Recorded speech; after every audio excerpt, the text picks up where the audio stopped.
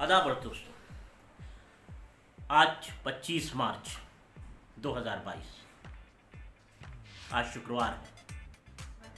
आज प्रदेश में दोबारा से योगी आदित्यनाथ यानी अजय सिंह बिष्ट उत्तर प्रदेश की दोबारा से कमान संभालने जा रहे हैं। आज उनकी शपथ ग्रहण समारोह है यानी ओथ सेरेमनी। विशेष तौर पर शुक्रवार का दिन का चयन किया गया है।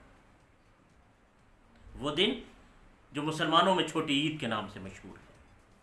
वो दिन जिसमें इस देश में बहुसंख्यक समाज के बाद सबसे अधिक जनसंख्या रखने वाला समाज यानी मुस्लिम समाज एक विशेष तौर की प्रार्थना करता है, जिसे जुमा की नमाज कहा जाता है।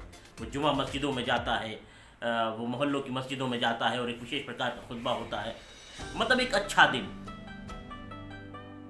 उस दिन को चुना गया है शपथ ग्रहण समारोह के लिए। क्या अर्थ है इसका?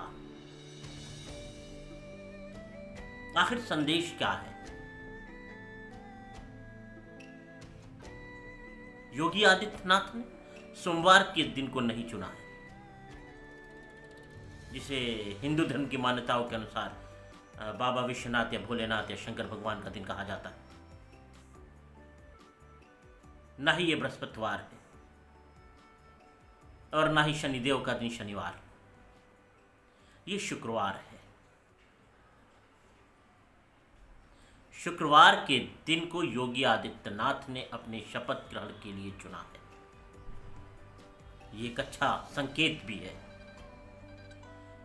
ये कहीं ना कहीं आगे बढ़ने का संकेत है उस नारे के जिसे सबका साथ सबका विकास कहा गया था। और उसके बाद जब NDA 2 आई थी तब इसको आगे और बढ़ाया गया था। सबका साथ सबका विश्वास, सबका विकास सबका विश्वास। 10 मार्च को जब नतीजे आए तो शाम को हर तरफ एक होल्डिंग दिखाई दी जो भारतीय जनता पार्टी की तरफ से लगवाई गई थी। उस होल्डिंग में उस नारे को थोड़ा और बढ़ाया गया था, जिसमें लिखा था सबका साथ सबका विकास सबका विश्वास और सबका प्रयास। ये संकेत जो है शुक्रवार के दिन का चयन किया गया है। उस सेरेमनी की जो टाइमिंग है वो 4 बजे है। क्या मुहूर्त निकला क्या नहीं निकला ये इंपॉर्टेंट नहीं है इस समय। मैं जिस संबंध में बात करना चाहता हूं वो बात ये है कि 4 बजे का समय है, यानी जुमे की नमाज 2 बजे से 2:30 बजे के बीच में लगभग तमाम मस्जिदों में समाप्त हो जाती है। शहर की हर मस्जिद में नमाज खत्म हो जाती है और 4 बजे कोई भी नमाज नहीं पढ़ी जा रही है। शुक्रवार का दिन है यानी कोई डिस्टर्बेंस नहीं है। योगी आदित्यनाथ जी 4 बजे शाम को शुक्रवार के दिन शपथ लेने जा रहे हैं। ये संकेत कहीं ना कहीं भारतीय जनता पार्टी की नई दिशा की ओर इशारा भी कर रहा है। वो दिशा उसकी उस छवि को हटाकर जो अब तक बनी हुई है कि वो एक कट्टर हिंदुत्ववादी संगठन है, उस छवि को तोड़ते हुए कहीं ये एक नई छवि तो नहीं है। योगी आदित्यनाथ के भी चुनाव जीतने के बाद जिस तरह से सुर बदले हैं, उन्होंने जिस तरह की गुड गवर्नेंस की बात की है, उन्होंने जिस तरह ये स्वीकारा है कि पहले टर्म में उन्हें अनुभव नहीं था, लिहाजा वो इस बार जब आ रहे हैं तो उन्हें सरकार चलाने का अनुभव है।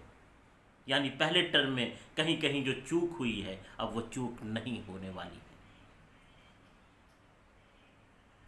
जिस तरह से भारतीय जनता पार्टी ने चुनाव जीता, उस चुनाव जीतने के बाद होली का त्यौहार पड़ा और उस होली का त्यौहार वो ऐसे समय पर पड़ा जब उसी दिन मुसलमानों का विशेष त्यौहार शबरात भी था, जिसमें बड़ी संख्या में मुसलमान घरों से बाहर निकलते हैं और वो जुमे का दिन था।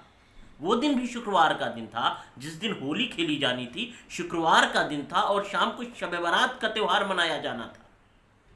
ऐसे दिन पर बड़ी सौहार्दपूर्ण तरीके से, बहुत शांतिपूर्ण तरीके से सारे त्योहारों का संपन्न होना और कहीं पर भी किसी भी प्रकार की ऐसी अप्रिय घटना का समाचार न मिलना। छोटी-छोटी घटनाएं होती रहती हैं, हमारा बड़ा प्रदेश है, ये बड़ा देश है, यहाँ पे छोटी मोटी घटनाओं को वो स्थानीय मतलब कोई ऐसी घटना जिससे लोगों को लगने लगे कि साहब यहाँ पे कुछ दिक्कत हुई है, ऐसा कुछ कहीं पर ऐसी कोई समाचार नहीं मिले हैं।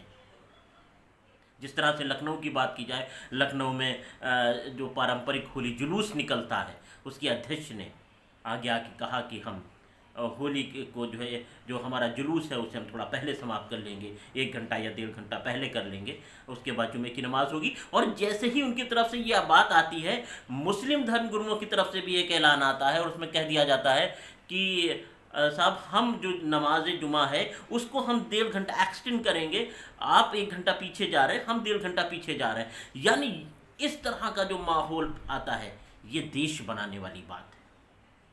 ये जो पथ है, ये विकास का पथ है कि आपकी होली में हम आपके साथ रंगों में सराबोर होना चाहते हैं, वो रंग मोहब्बत के रंग हैं। फिर गोरखपुर में योगी आदित्यनाथ जी की जो स्वयं की स्पीच है, वो जब ये कहते हुए दिखाई देते हैं कि किसी को ज़बरदस्ती रंग ना लगाया जाए, अगर जो रंग लगवाना चाहता है सिर्फ उस पर रंग डाला जाए, जो आपके साथ रंग खेलना चाहता है उसके साथ रंग खेला जाए, किसी के साथ ज़बरदस्ती ना की जाए, किसी पर गंदगी ना फेंकी जाए।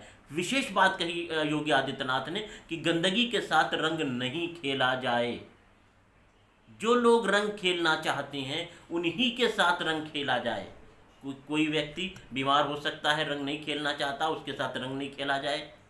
किसी को एलर्जी हो सकती है कलर से, उसके साथ रंग ना खेला जाए। कोई और भी किसी कारण से अगर रंग नहीं खेलना चाहता तो उसके साथ ज़बरदस्ती न की जाए। तो ये सीधा संदेश उन्होंने उन लोगों को दिया है कि देखिए, योगी आदित्यनाथ की सरकार बन गई है, भारतीय जनता पार्टी की सरकार बन गई है, लेकिन इसका मतलब ये नहीं है कि लॉ एंड ऑर्डर से आप खिलवाड़ करेंगे।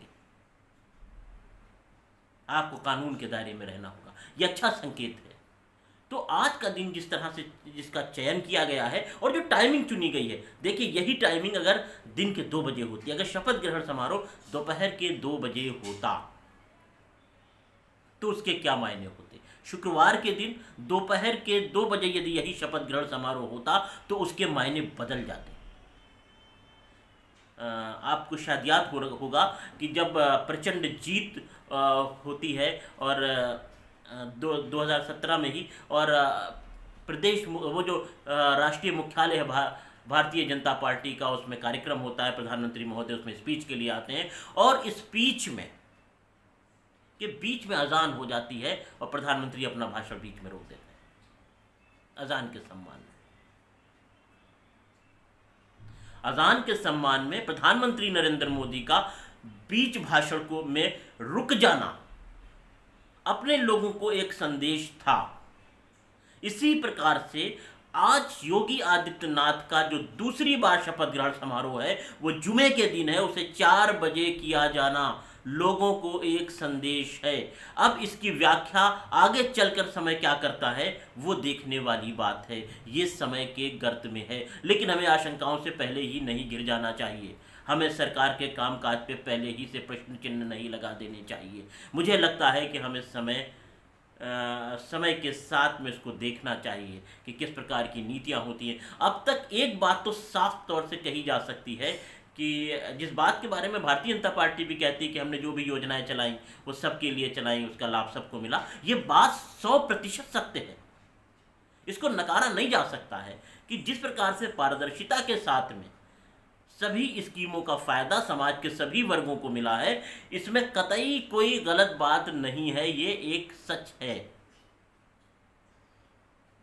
लेकिन फिर भी लोग आशंकाओं से घिरे रहे हैं। कहीं ना कहीं लोगों के अंदर एक अजीब ढंग का एक डर सा माहौल रहा है, लेकिन वो धीरे धीरे वो भी अब छट रहा है, चीज़ें बदल रही हैं।